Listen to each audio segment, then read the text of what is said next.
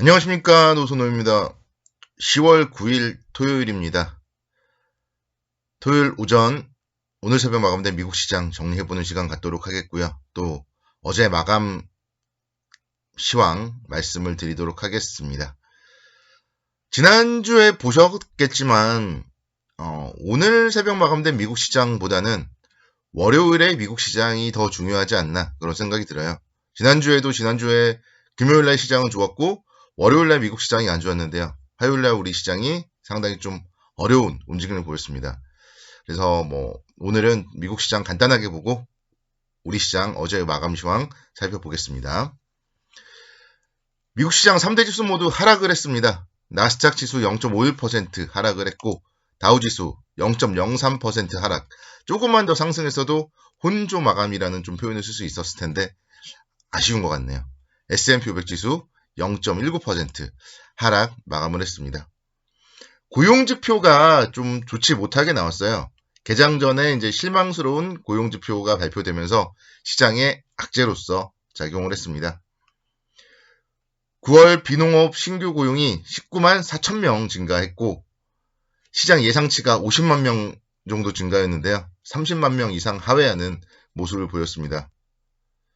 아무래도 이제 델타 변이 확산이 좀 고용 시장에 미치는 여파가 그만큼 크다.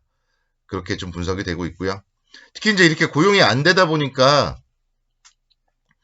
임금이 계속 상승을 하고 있어요. 9월 시간당 임금이 30.85달러로 나타났습니다. 그래서 전년 동월 대비했을 때 4.58% 정도 상승을 했었고 일손이 부족하다 보니 고용주의 입장에서 임금 인상 압력이 좀 높아지는 게 반영이 되었습니다. 근데 결국 이렇게 임금이 인상된다는 얘기는 그 임금 인상이 상품 가격에 또는 음식 가격에 전가될 수 있기 때문에 인플레이션 압력의 주요 원인이 될 수 있다. 그래서 또 인플레이션 우려가 시장의 악재로 부각되는 모습입니다. 국제유가의 상승 역시 마찬가지로 인플레이션 우려를 부추기는 재료로 작용을 했어요. WTI 같은 경우에 이제 장중에는 80달러까지도 상승을 했었고요. 1.3% 상승한 배럴당 79.35달러에 마감을 했습니다.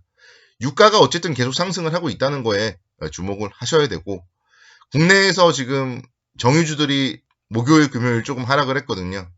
목요일, 금요일 시장이 반등하니까 또 오히려 정유주들이 좀 하락을 했어요. 그래서 정유주에 대해서는 계속적으로 이런 유가의 상승, 정제 마진의 개선 관련하여서 관심 있게 지켜봐야 되지 않나 이렇게 생각이 됩니다. 일단 미국 시장에 대해서는요. 월요일날 시장 다시 한번 잘 살펴보자 이렇게 말씀드리겠고 그 전날 시장이 상당히 좋았잖아요. 1%대 상승을 했었고 그렇기 때문에 0.5% 정도 하락 크게 문제될 건 없습니다. 되돌림 정도라고 생각을 하시면 되고요. 다우지수도 마찬가지죠. 0.98% 상승하고 0.03% 정도 조정이니까 미국 시장 그래도 이제 추세는 살아있다. 이렇게 말씀을 드릴 수가 있겠습니다. 자, 국내 주식시장 어제의 마감 시황 살펴보도록 하겠습니다. 어제 새벽 마감된 미국 시장은 앞서서 살짝 언급드렸듯이 약 1%대 상승을 했습니다. 부채 한도에 대해서 일시적으로 좀 증액을 하겠다 이런 얘기들이 나왔었고 또 부채 한도를 12월 초까지 연장하기로 미국의 민주당과 공화당이 합의했다 이런 소식들이 나오면서 뭔가 좀 안도 랠리가 나왔던 목요일의 미국 시장이었습니다. 금요일 오전장 0.62% 정도 상승 출발하면서 2977포인트에서 출발을 했어요. 수요일 날이 2908포인트였는데 그러니까 이틀 만에 70포인트 정도가 반등을 한 겁니다. 그러다 보니까 그 이후에 좀 고용보고서 발표를 앞두고 또 연휴를 앞두고 관망심리가 작용하면서 거의 시초가를 고점으로 해서 시장이 좀 하루 종일 조금씩 흘러내리는 모습이었습니다. 엄청나게 하락을 한 것도 아니고요. 이 정도라면은 목요일의 상승에 대해서 또 금요일 오전장 상승에 대해서 나름대로 양호한 조정을 보였다. 이렇게 좀 말씀을 드릴 수가 있겠습니다. 수급적으로는 사실 좀 외국인들의 매도 아쉬웠지만 그래도 485억 정도 외국인들의 매도 뭔가 주춤거리는 그런 모습을 보였어요. 그래서 외국인들의 매매 동향 다음 주에도 계속 좀 체크를 해보셔야 되겠고, 특히 이제 환율이 어제도 많이 올랐더라고요. 4원 정도 상승을 하면서 1194원까지 상승을 했는데도 불구하고 외국인들이 많이 팔지 않았다. 이런 부분들은 시장에 긍정적으로 좀 작용을 하지 않을까 보고 있습니다. 삼성전자를 좀 말씀을 안 드릴 수가 없어요. 삼성전자가 잠정 실적 발표를 했는데 상당히 좋은 실적을 발표했음에도 불구하고 주가가 1%대 상승해서 약보합 정도로 마감을 했습니다. 3분기 연결 매출 73조 원, 영업이익은 15조 8천억 원 발표를 했습니다. 분기 매출이 70조 원 이상을 기록한 것은 이번이 처음이었고요. 영업이익은 2018년도 3분기 이후에 역대 두 번째로 높은 성적을 기록을 했어요. 그럼에도 불구하고 주가는 하락을 하는 모습을 보였는데, 그러니까 어떻게 보면은 주가는 결국은 이번 3분기를 보는 게 아니라 선행하잖아요. 그렇기 때문에 내년도에 어떻게 될지 그 부분이 좀 중요하다.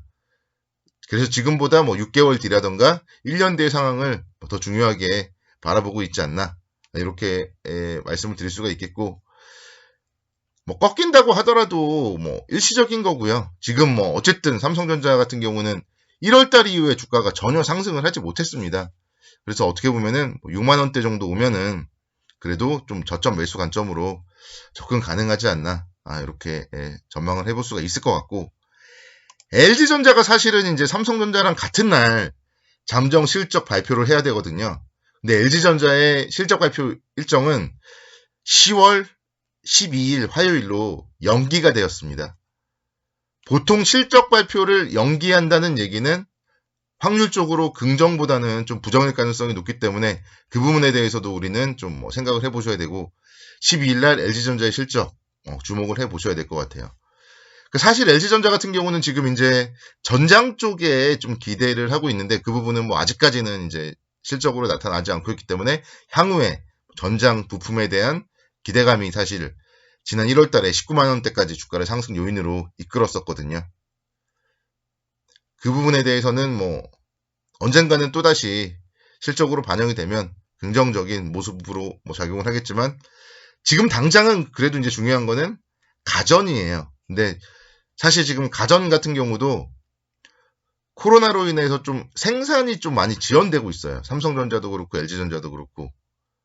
가전에 대한 부분은 그래서 좀 LG전자는 가전 비중이 높기 때문에 일단은 그런 부분들이 좀 실적에 대한 불확실성, 그러니까 주가도 그렇기 때문에 14만 원대를 계속 지지하다가 12만 원대까지 지금 좀 흘러내리는 그런 모습을 보였습니다.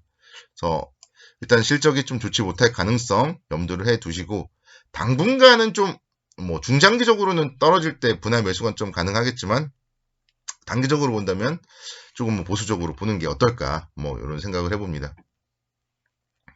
최근에 국내 주시장에서요, 이틀 동안에 가장 많이 상승한 종목은 현대오토에버예요.